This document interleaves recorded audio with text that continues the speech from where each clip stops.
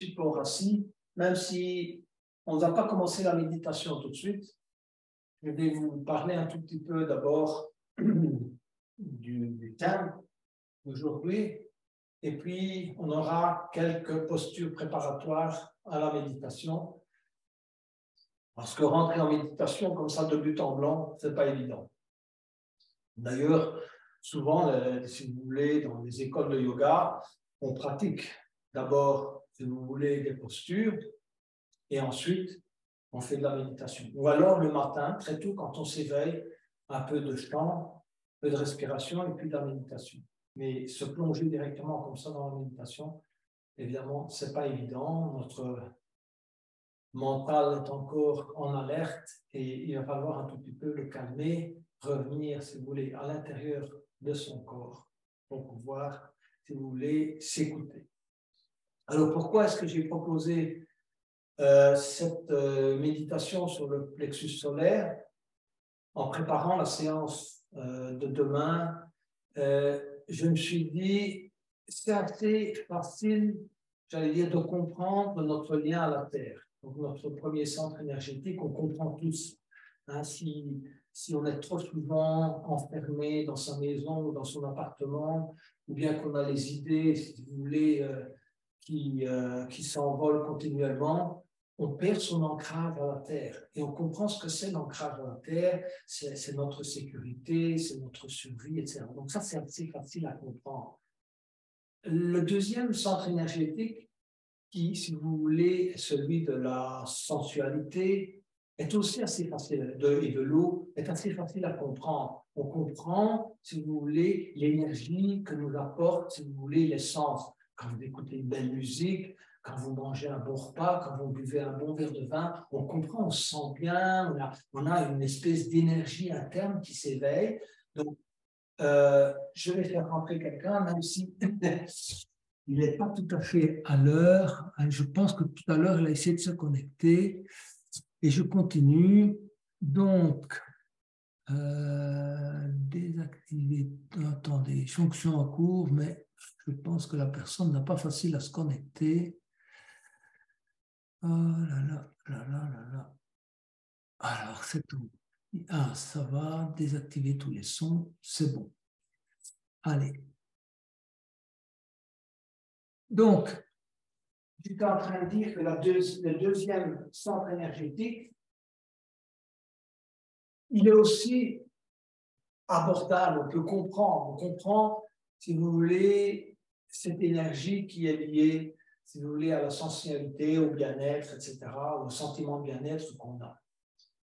Par contre, le troisième, si vous voulez, le centre énergétique du plexus solaire, qui est celui qui régit notre identité, les relations avec notre famille, les relations avec nos amis, les relations dans le milieu professionnel, peu importe les relations avec notre entourage, que ce soit même nos voisins, c'est plus difficile à comprendre parce que, en fait, ce centre-là, c'est un centre auquel on s'identifie, c'est notre ego. Et c'est difficile de se regarder à partir de l'ego. Donc, pourquoi? Parce que l'ego, il va filtrer les choses, il va dire je n'en sais rien, je ne m'en souviens pas, quelle est l'image que je projette à l'extérieur. Donc, ce n'est pas évident à comprendre. Il faut, pour pouvoir comprendre ce qui se passe au niveau de ce centre-là, qui nous pose souvent des soucis, parce que, évidemment, c'est un centre très puissant. Hein, vous savez, vous êtes tous en relation avec des tas de personnes, et je pense que tout le monde peut dire qu'un jour ou l'autre, il a eu des problèmes avec sa famille, avec son boulot, avec les voisins, je ne vais pas nécessairement dire avec les voisins, mais même avec l'entourage. Donc, un jour ou l'autre, on a des problèmes relationnels. Et tout ça, si vous voulez, ça repose sur, si vous voulez, notre plexus solaire. Et donc, ce n'est pas facile de comprendre, hein, puisque c'est comme si on était dans une boîte et on essaie de comprendre ce qui se passe dans la boîte. C'est ça le problème. Parce que nous nous identifions à notre ego. Nous croyons que nous sommes dans notre identité. Hein? Voilà. Hein, par exemple, si vous êtes médecin, vous vous dites, ben oui, mais moi je suis un médecin, je suis médecin. Seulement, le jour où vous prenez votre retraite, vous n'êtes plus médecin. Vous êtes un homme comme tout le monde. Et il y a beaucoup de personnes qui, le jour où ils prennent leur retraite, évidemment, s'écroule, j'allais dire moralement, mentalement, tout ce que vous voulez, parce que l'image qu'ils ont transmise d'eux-mêmes à l'extérieur, ils n'arrivent plus à la transmettre à l'extérieur, et toute leur reconnaissance, si vous voulez, toute la nourriture qu'ils recevaient, si vous voulez, en énergie, venait de cette identité. Et donc, à partir du moment où ils ne reçoivent plus cette reconnaissance à partir de leur identité qu'ils projetaient à l'extérieur, ils s'écroulent parce qu'ils pensaient qu'ils étaient cette identité. Mais en fait, on n'est pas cette identité. Et c'est ça que je veux que vous compreniez aujourd'hui, que vous essayez d'approcher aujourd'hui, c'est de faire la différence entre l'identité que vous projetez à l'extérieur et ce que vous êtes réellement à l'intérieur de vous-même. Cette identité que vous êtes, si vous voulez, que vous projetez à l'extérieur, vous l'avez construite depuis que vous êtes un enfant, depuis que vous êtes né, vous avez essayé d'attirer l'amour de votre mère, donc vous avez déjà commencé à construire à ce moment-là un type d'identité suivant la manière dont votre mère réagissait avec vous. Déjà, ça commence là. Hein, si votre mère avait beaucoup d'attention pour vous, ou peu d'attention pour vous, ou si elle avait plein de problèmes, évidemment, vous avez déjà commencé à construire différemment votre identité. Et puis, vous allez continuer à la construire avec vos frères et sœurs, vous allez continuer à la construire dans la famille, à l'école, vous construisez son identité à l'école, j'étais un bon élève, j'étais un mauvais élève, j'étais un turbulent, j'étais peu importe, et puis on construit, on continue, la vie étudiante, la vie professionnelle, etc. Et ainsi, aujourd'hui, on projette une image à l'extérieur d'une identité qu'on a construite au cours du temps, mais qui pour, si vous voulez, les yogis, n'a pas une réalité autre que virtuelle. C'est quelque chose qu'on a construit et qui peut être, j'allais dire, presque détruit du jour au lendemain. Et nous sommes autre chose. Et donc, pour pouvoir regarder notre identité et les problèmes de notre identité, on doit, si vous voulez, faire un exercice où on entre dans sa conscience et on écoute qui on est à l'intérieur de nous-mêmes sans passer par le mental. Parce que le mental, c'est aussi l'identité. C'est pareil, c'est notre ego, c'est l'identité, ça fait un tout, c'est une espèce de tout cohérent. Donc, il faut qu'on arrive à s'abstraire et à regarder, si vous voulez, comment on projette notre identité à l'extérieur de nous-mêmes. Voilà. Et donc, je vous poserai tout à l'heure, je vous prépare déjà un peu mentalement avant de faire les petits exercices. Tout à l'heure, je vous poserai 3 types de questions. La première, c'est pourquoi est-ce que j'ai choisi de projeter ce type d'identité? La deuxième, c'est quels sont les problèmes que me pose la projection de ce type d'identité? Et la troisième, c'est pourquoi est-ce que je réagis de telle manière avec mon identité? Et dans ces 3 cas, je vous demanderai de prendre, si vous voulez, un exemple ou des exemples dans votre vie qui vous dérangent. Donc, la première question, pourquoi est-ce que je projette cette identité? Et qu'est-ce qui me dérange dans la projection que j'ai de mon identité? La deuxième, c'est effectivement la même chose. Qu'est-ce qui me dérange, si vous voulez, dans certaines de mes réactions? Qu'est-ce qui me dérange dans certains aspects, si vous voulez, de mon identité que je projette à l'extérieur? Et vous allez vous poser cette question,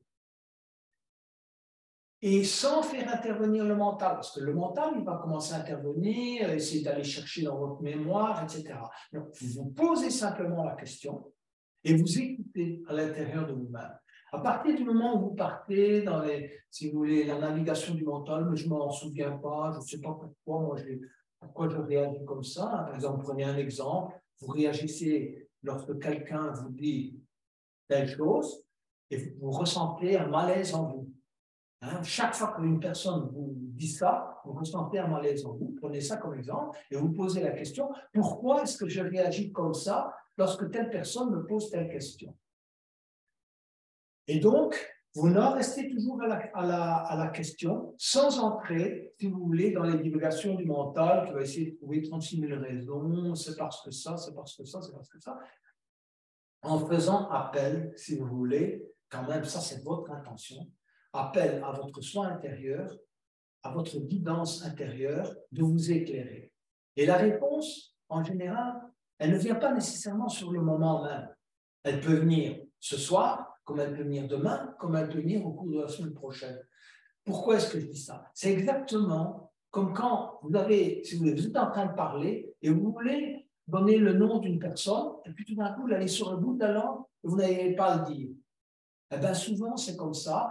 C'est quelque chose qui est caché en vous, qui n'arrive pas à transpercer, si vous voulez, le mental, parce que peut-être cette personne vous fait penser à quelque chose de désagréable, peut-être que je n'en sais rien, ce qui se passe dans l'intérieur, on est tellement compliqué parfois dans le mental, que vous n'arrivez pas, si vous voulez, la lumière de cette vérité n'arrive pas à vous. Donc, il faudra laisser, si vous voulez, vous reposer la question.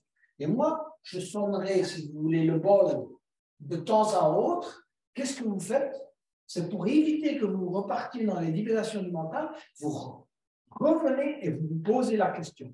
Donc, l'important, ce n'est pas la réponse à la question, c'est la question que vous vous posez. D'accord? Donc, je reviens tout à l'heure. Hein, donc, on va reposer cette question. Alors, encore un dernier petit mot sur les chakras. J'aurais dû le dire tout de suite dans l'introduction, mais j'y pense maintenant.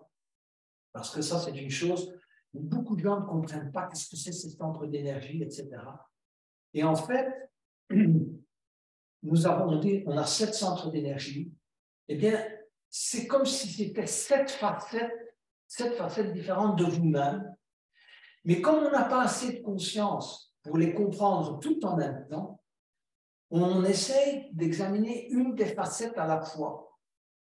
Alors, et notre soi, on considère que notre soi supérieur, les yogis considèrent notre soi supérieur, lui, il les connaît tous, les 7. Il connaît les problèmes des 7 en même temps. Mais nous, nous ne les connaissons pas. Évidemment, ils sont interreliés. Mais on n'arrive pas à avoir une vue cohérente de l'ensemble. D'accord? Prenez l'exemple de la lumière, pour ceux qui ont fait un peu de physique. La lumière blanche, elle se décompose en 7 couleurs. D'accord? Voilà, comme les couleurs de l'arc-en-ciel. Et si vous réunissez toutes les couleurs, on vous donne la lumière blanche. Nous avons l'impression d'être un, mais en fait, pour nous comprendre, on a besoin, si vous voulez, d'étudier chacune de nos facettes. Et le plexus solaire, c'est une des facettes de nous-mêmes, celle de notre identité que nous projetons à l'extérieur. Voilà, alors, pour préparer évidemment notre mental, notre corps, notre esprit à cet exercice, je vais vous inviter à vous allonger sur le dos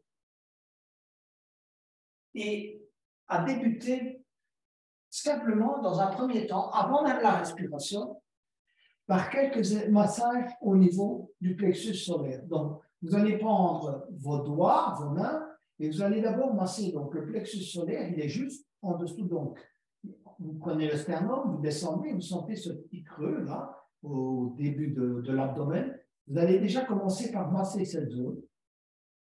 Voilà, essayez d'aller en profondeur et de masser avec douceur cette zone, en tournant par exemple dans le sens des aiguilles d'une montre. On tourne toujours dans le même sens. Hein, le massage, c'est toujours dans le même sens.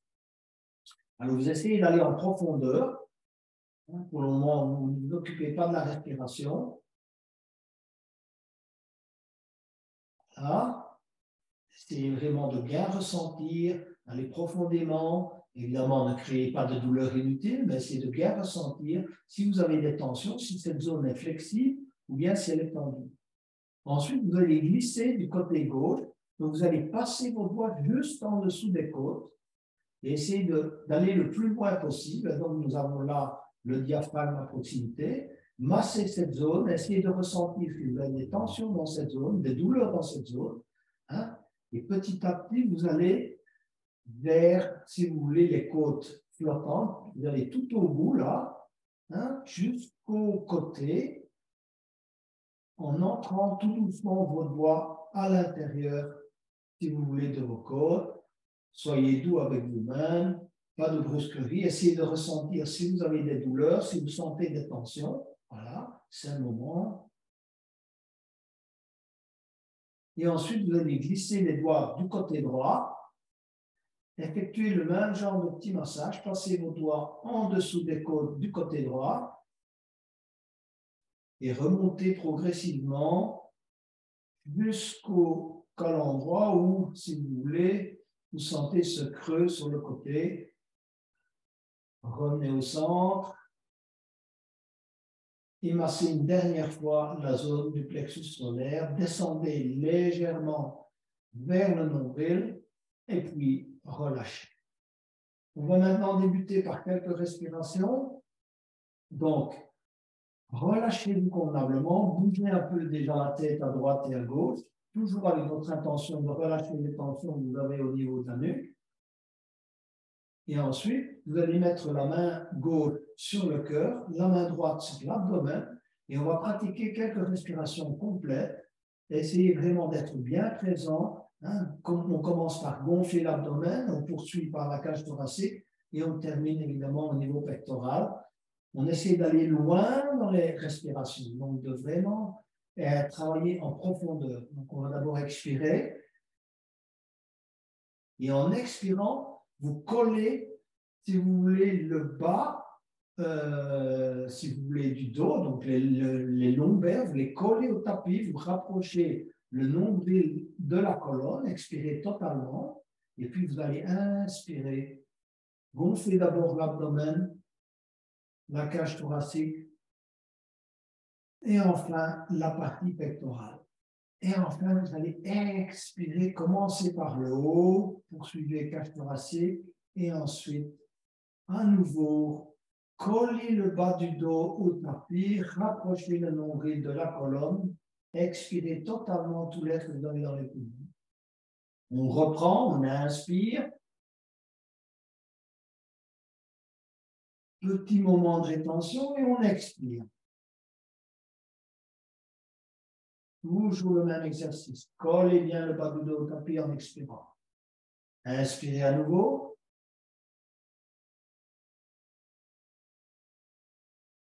Petit moment de rétention. Expirez.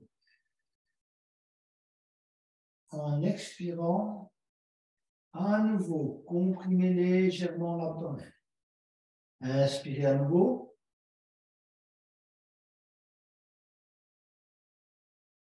Et relâchez.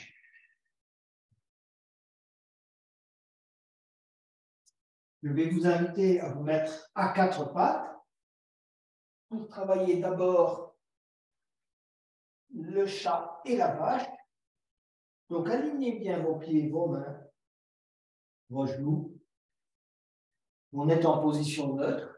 Et ensuite, on va inspirer. Et on va creuser le milieu du dos.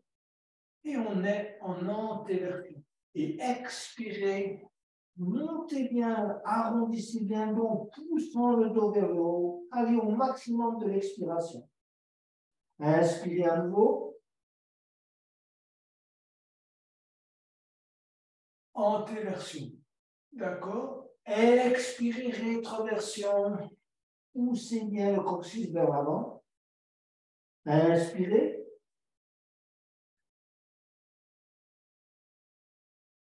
Expirez. On va revenir en posture neutre et on va s'installer en posture de l'enfant. Dans un premier temps, on va étirer ses mains vers l'avant, venir poser un peu à la fois le front sur le tapis, essayez de garder vos fessiers sur les talons et relâchez-vous. Plusieurs respirations.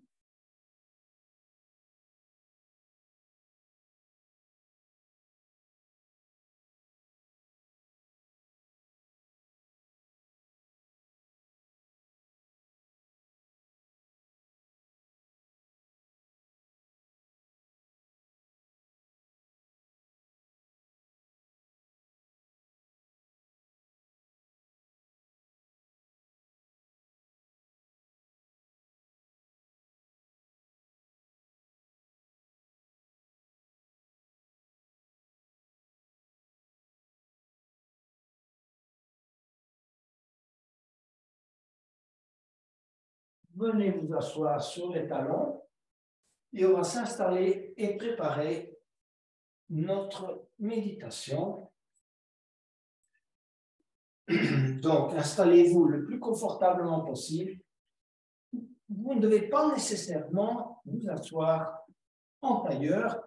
L'important, c'est d'avoir le dos droit.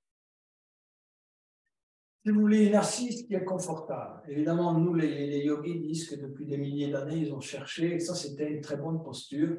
Mais vous savez, on peut adopter d'autres postures. Vous pouvez vous asseoir, si vous préférez, de cette manière.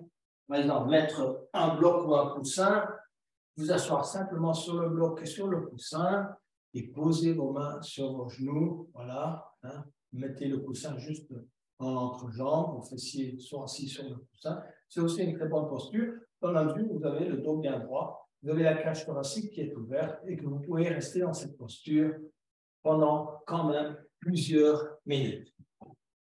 Donc, on s'installe,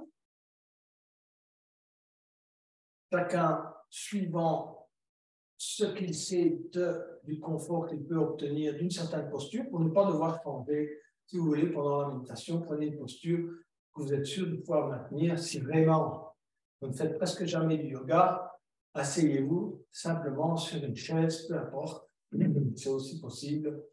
Mais ce n'est pas toujours l'idéal. Évidemment, vous savez, la posture assise n'est pas une des meilleures postures qui sont. Donc, fermez les yeux et on va simplement débuter par une respiration namasté avant de nous concentrer évidemment sur ce qui se passe en nous. Donc, on va inspirer, lever les bras. Étirez bien vos mains vers le haut. Expirez, descendre vos mains en namasté. Collez les mains au sternum. Poussez sur les deux mains, engagez vos bras. Continuez à expirer, entrelacez les doigts, expirez tout l'air que vous avez dans les poumons. Inspirez, élevez les bras et les mains devant vous. Ouvrez les oreilles avec les bras. Et expirez lentement.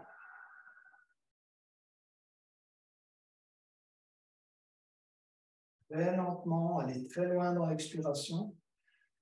Entrelacez les doigts derrière le dos, tendre les bras, bomber le torse et regarder vers vous. Et expirez, relâchez. Posez les mains sur les genoux. Fermez les yeux, rentrez légèrement le menton. Ne relâchez pas complètement les épaules, mais non plus n'ayez pas les épaules qui tirent vers le haut. Vous les laissez descendre tranquillement, voilà, sans s'abattre vers l'avant. On a une bonne posture assise.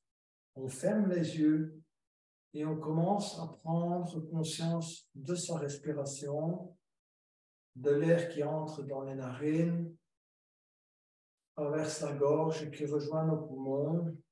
Essayez de prendre conscience du mouvement de la cage thoracique et de l'abdomen. On relâche. À chaque expiration, vous devez toujours manifester votre intention de relâcher. L'inspiration, c'est une petite tension. L'expiration, c'est un relâchement. Ici, nous avons besoin de relâchement, de lâcher prise. C'est ainsi que nous allons pouvoir accéder à qui nous sommes à l'intérieur de nous-mêmes. Lâcher prise. Qu'est-ce qui nous retient du lâcher prise? C'est le mental. Donc, il faut lâcher prise. C'est le moment de le laisser se calmer. Le mental, c'est notre ami, mais ce n'est pas lui qui est le maître en nous. Alors, comme je vous ai dit tout à l'heure, dans l'introduction, je vais vous inviter à vous poser 3 questions. La première, c'est pourquoi est-ce que j'ai choisi de projeter l'identité que je projette? Vous pouvez choisir cette question-là. Si cette question-là, vous la trouvez trop vague, vous pouvez choisir la deuxième question qui est quel est l'aspect de mon identité que je n'apprécie pas et que je projette à l'extérieur. D'accord? Donc la question, quel est l'aspect de mon identité que je projette à l'extérieur, que je n'apprécie pas? Et la deuxième sous-question est pourquoi? D'accord? Pourquoi? Alors, le mental, comme je l'ai dit tout à l'heure, a commencé à essayer d'entrer dans l'état de conjecture, de proposition, etc.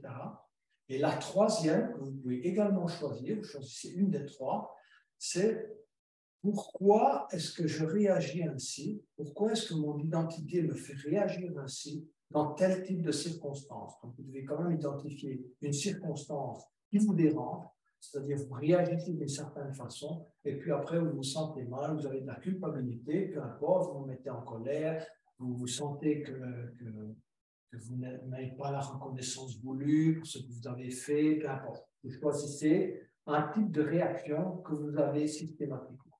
Choisissez un des trois. Et donc, vous vous concentrez sur la question. C'est la question qui importe, ce n'est pas la réponse. La réponse, elle va venir de votre soi intérieur. Comme je vous l'ai dit, elle peut venir aujourd'hui, elle peut venir demain, elle peut venir dans une semaine ou même plus tard. Parce que ça dépend de tous nos blocages internes. Le mental, il est toujours là à l'affût. Il va essayer de vous envoyer des tas de réponses qui n'ont aucun sens. Donc, fermez les yeux, posez-vous donc cette question, et de temps à autre, je sonnerai, comme je vous l'ai dit, le bol pour vous faire revenir à la question que vous avez choisie. Donc, fermez les yeux et à nouveau, vous voulez essayer de ressentir votre respiration pendant que vous vous concentrez sur la question. Donc, concentrez-vous à la fois sur la question et sur la respiration. Que vous n'interrompez pas. Essayez que votre respiration soit continue. Donc, inspirez, expirez, malgré que vous vous concentrez sur la question.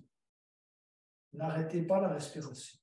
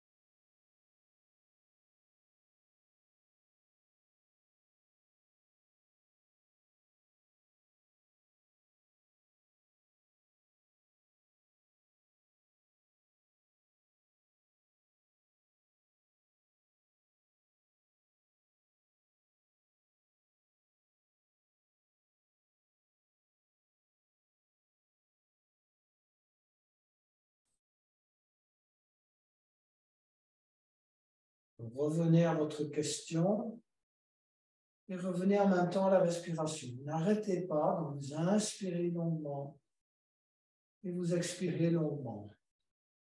Pas de rétention, ni entre expiration et inspiration. Contrôlez toujours bien le mouvement d'inspiration et d'expiration sans exagérer. Lâchez prise.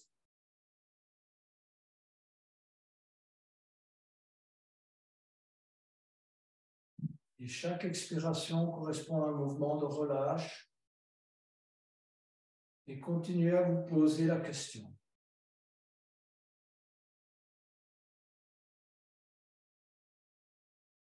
Si des réponses vous viennent à l'esprit, regardez-les comme des nuages qui traversent le ciel. Ne vous attardez pas sur les réponses.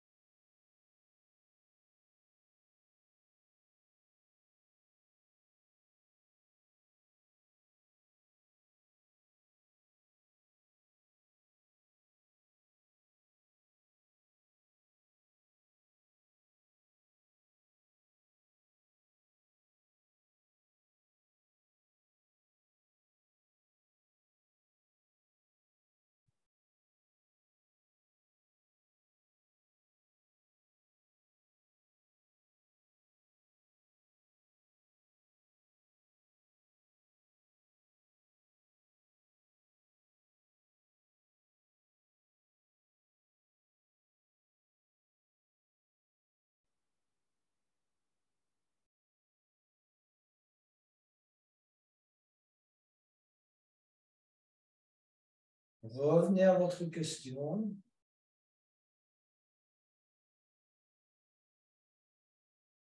Si des émotions négatives remontent en vous, acceptez-les. Le but d'une méditation n'est pas de se sentir bien. Le but d'une méditation, c'est de ressentir, de laisser nos émotions s'exprimer, quel que soit le ressenti, agréable ou désagréable. On va au profond de soi-même, on va rechercher, si vous voulez, les émotions qui sont enfouies à l'intérieur de nous, puisque ce qui est corrélé à la question est quelque chose de désagréable. Je vous ai dit, vous choisissez une question qui va engendrer en vous quelque chose de désagréable. Donc vous devez l'accepter. Plongez-vous dans la respiration et dans la question. N'arrêtez pas la respiration. Inspirez longuement et expirez longuement.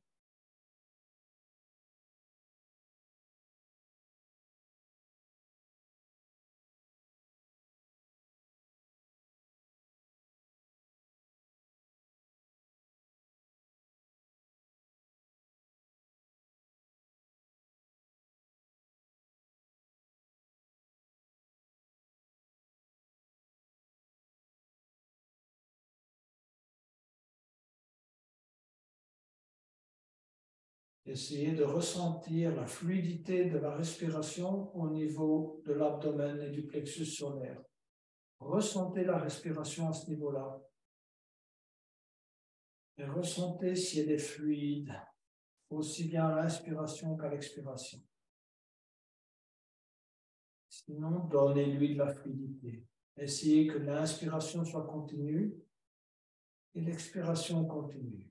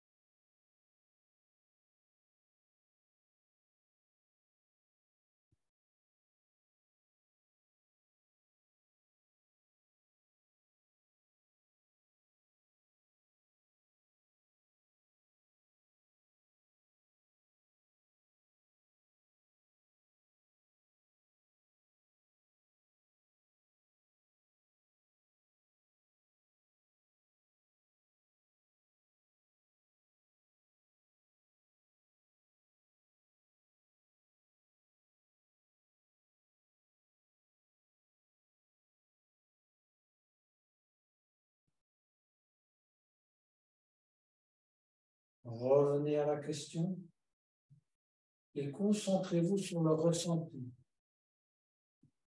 Plongez-vous dans le ressenti que cette question provoque en vous.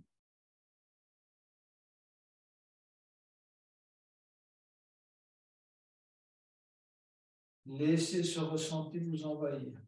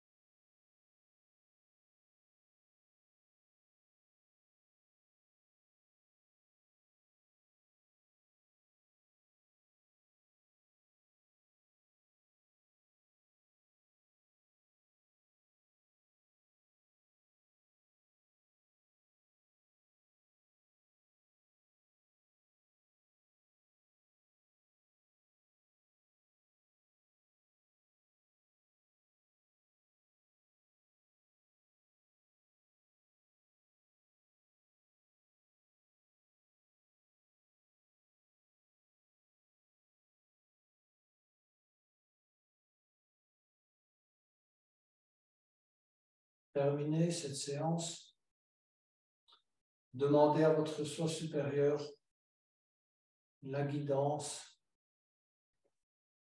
pour obtenir une réponse à vos questions et la libération de ces émotions négatives pour lesquelles vous ressentez un malaise. Inspirez pour le haut.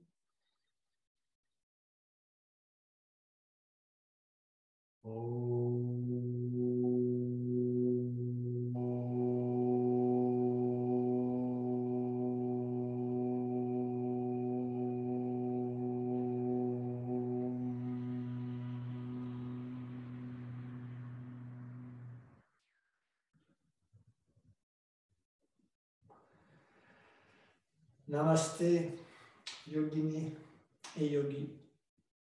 Très belle fin de soirée à vous toutes et à vous tous.